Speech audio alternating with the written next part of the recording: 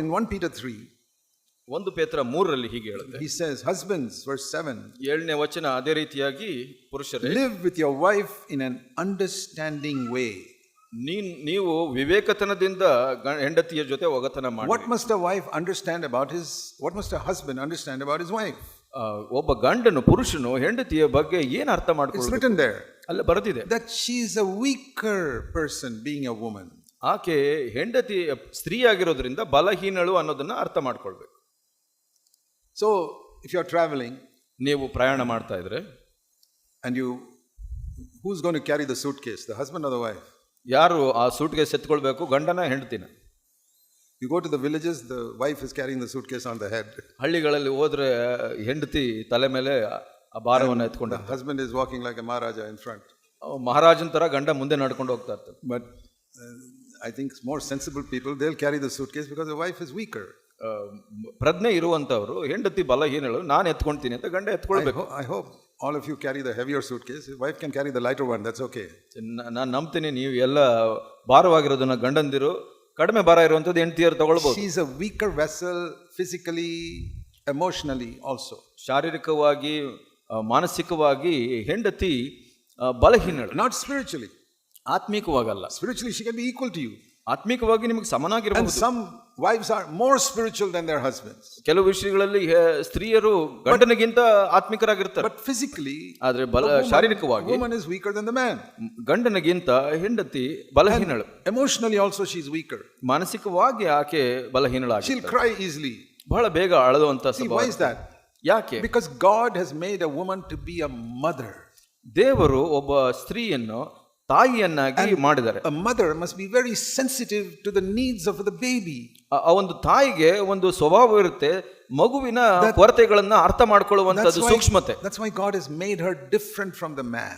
ಮನುಷ್ಯನಿಗಿಂತ ಆಕೆಯನ್ನ ವ್ಯತ್ಯಾಸವಾಗಿ ಸೃಷ್ಟಿ ಮಾಡಿದ್ದಾರೆ ದೇವರು. So if a baby cries, ಒಂದು ಮಗು ಅಳ್ತಾ ಇದ್ರೆ the husband scratches his head, I don't know why he's crying. ಗಂಡ ತಲೆ ಕೆರ್ಕೊಂತಾನೆ, ಅವನಿಗೆ ಗೊತ್ತಿಲ್ಲ ಯಾಕೆ ಮಗು ಅಳ್ತಾ But ಇದೆ. the wife immediately knows, yeah, I know why he's crying. ಆದ್ರೆ ತಾಯಿಗೆ ಬೇಗ ಗೊತ್ತಾಗುತ್ತೆ ಮಗು ಯಾಕೆ ಅಳ್ತಾ ಇದೆ ಅಂತ. Because she's emotionally made like that to understand. ಹಾಗೆ ಆಕೆಯನ್ನ ಮಾನಸಿಕವಾಗಿ ದೇವರು ಸಿದ್ಧಪಡಿಸಿದ್ದಾರೆ, ಆಕೆಗೆ ಅರ್ಥ ಆಗ್ಬೇಕು. Because of that she cries easily also. ಅದಕ್ಕಾಗಿ ಆಕೆ ಬೇಗ ಅಳ್ತಾಳೆ ಕೂಡ. So don't think you are superior. ಅದರಲ್ಲಿ ನೀವು ಮನುಷ್ಯನು ಉತ್ತಮನು ಅಂತ ಅನ್ಕೊಂಡ್ಬೇಡಿ. She's made like that because she has to be a mother. ಆಕೆಯನ್ನ ಹಾಗೆ ದೇವರು ಸೃಷ್ಟಿ ಮಾಡಿದರೆ ಅದಕ್ಕೆ ಒಂದು ಕಾರಣ. You are not made like that as a man because you're not to be a mother. ನೀವು ತಾಯಿ ಆಗದ ಕಾರಣ ಗಂಡಂದಿರು ಹಾಗೆ ಸೃಷ್ಟಿ ಆಗಿಲ್ಲ. So what you must understand, verse 7, is to recognize that she is weaker. ಇಲ್ಲಿ 7ನೇ ವಚನದಲ್ಲಿ ಏನು ಅರ್ಥ ಮಾಡ್ಕೊಳ್ಬೇಕು, ಆಕೆ ಬಲಹೀನಳು ಅನ್ನೋದನ್ನ ಅರ್ಥ ಮಾಡ್ಕೊಳ್ಬೇಕು. The second thing, verse 7, you must understand is that you must show her honor as an equal heir of the grace of life. ಆಕೆಗೆ ನೀವು ಸರಿಯಾದ ಗೌರವವನ್ನು ಕೊಡಬೇಕು, ಜೀವವರಕ್ಕೆ ನಿಮ್ಮೊಂದಿಗೆ ಬಾಧ್ಯಸ್ಥಳು ಅಂತ. That means you're both sitting on the throne. ಅದರ ಅರ್ಥ ಏನಂದ್ರೆ ಆ ಸಿಂಹಾಸನದಲ್ಲಿ ನೀವು ಇಬ್ಬರು ಜೊತೆಯಲ್ಲಿ ಕುಳಿತುಕೊಳ್ತೀರ. I told a married man once, ಒಬ್ಬ ಮದುವೆಯಾದ ಮನುಷ್ಯನಿಗೆ ಒಂದ್ಸಲ ಹೇಳಿದೆ, do you want your wife to treat you like a king? ನಿನ್ನ ಹೆಂಡತಿ ನಿನ್ನನ್ನು ರಾಜನಂತೆ ನೋಡ್ಕೊಳ್ಬೇಕು ಅಂತ ಬಯಸ್ತೀಯಾ?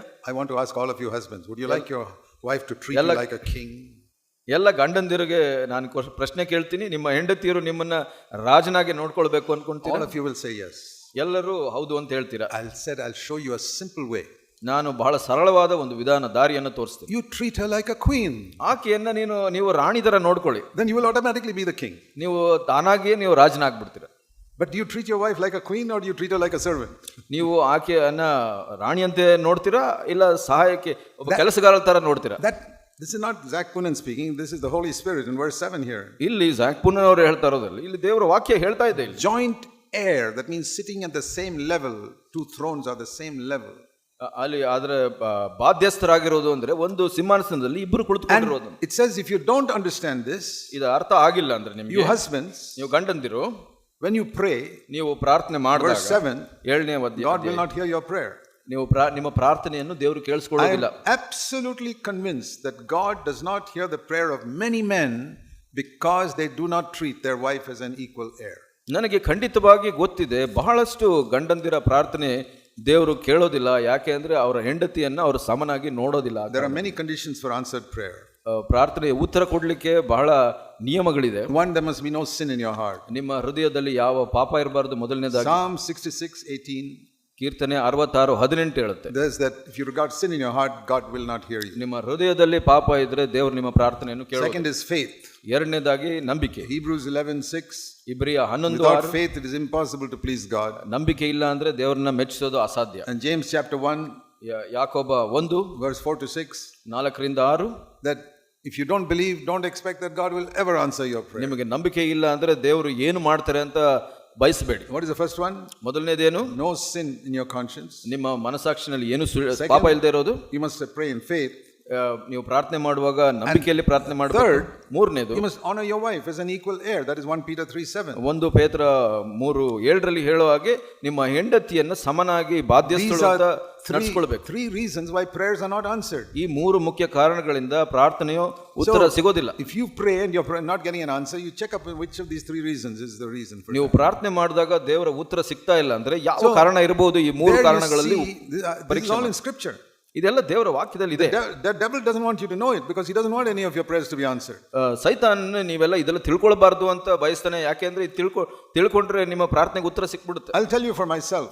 ನನಗಾಗಿ ನಿಮಗೆ ಹೇಳ್ತೀನಿ, if I prayed 10 prayers, ನಾನು 10 ಪ್ರಾರ್ಥನೆಗಳನ್ನು on 10 different subjects, 10 ಬೇರೆ ಬೇರೆ ವಿಷಯಗಳಲ್ಲಿ, I don't want 9 of them to be answered. I want all 10 of them to be answered. ನನಗೆ 9ಕ್ಕೆ ಉತ್ತರ ಅಲ್ಲ, 10ಕ್ಕೂ ಉತ್ತರ ಬೇಕು ನನಗೆ. I won't be happy if 90% is answered. 90 ಭಾಗ ನನಗೆ ಪ್ರಾರ್ಥನೆಗೆ ಉತ್ತರ ಸಿಕ್ಕಿದ್ರೆ ನಾನು ಸಂತೋಷ ಪಡೋದಿಲ್ಲ. I want all my prayers to be answered. ಎಲ್ಲ ಪ್ರಾರ್ಥನೆಯು ಉತ್ತರಕ್ಕೆ ಸಿಗಬೇಕು ಅಂತ ಬಯಸ್ತೀನಿ. I make sure there's no sin in my conscience. ನಾನು ಖಚಿತಪಡಿಸಿಕೊಂತೀನಿ ನನ್ನ ಮನಸ್ಸಾಕ್ಷಿ ಶುದ್ಧ ಇದೆ. I make sure I pray in faith that God is a loving father who loves me. ನನ್ನ ತಂದೆ ಪ್ರೀತಿಸ್ತಾರೆ ಅನ್ನೋ ನಂಬಿಕೆಯ ಬಗ್ಗೆ ನಾನು ಖಚಿತಪಡಿಸಿಕೊಂತೀನಿ. I'm not saying he should do as I say. ನಾನು ಹೇಳ್ತಾ ಇರೋದು, I'm not saying that he should do exactly like I say. ನಾನು ಹೇಳ್ತಾ ಇರೋದು ನಾನು ಹೇಳ್ದಾಗೆ ಮಾಡಬೇಕು ಅಂತ ಏನಲ್ಲ. No, I always conclude my prayer with like Jesus prayed in Gethsemane, but not as I will, but as thou wilt. ಕಡೆಯದಾಗಿ ಯೇಸು ಸ್ವಾಮಿ ಗೆತ್ಸೆಮನೆಯಲ್ಲಿ ಪ್ರಾರ್ಥನೆ ಮುಗಿಸಿದಾಗ ನಾನು ಮುಗಿಸ್ತೀನಿ, ಕರ್ತನೆ ನನ್ನ ಇಚ್ಛೆ ಅಂತಲ್ಲ ನಿನ್ನ ಇಚ್ಛೆ ಅಂತೆ ಆಗಲಿ.